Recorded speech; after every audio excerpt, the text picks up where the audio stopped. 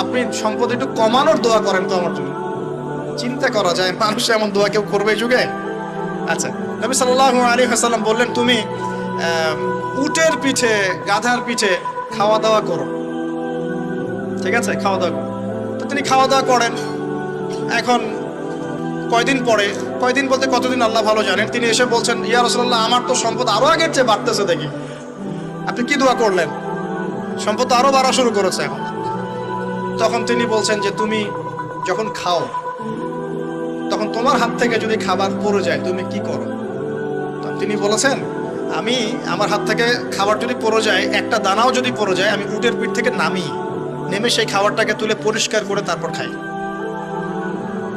উসমান রাদিয়াল্লাহু আনহু এত ধনী মানুষ, তিনি প্রতি বেলায় 100 মানুষকে খাওয়াতে পারেন, কোনো সমস্যা নেই। তিনি একাই তাবুকের যুদ্ধে 30,000 সৈন্যের দায়িত্ব নিয়েছেন।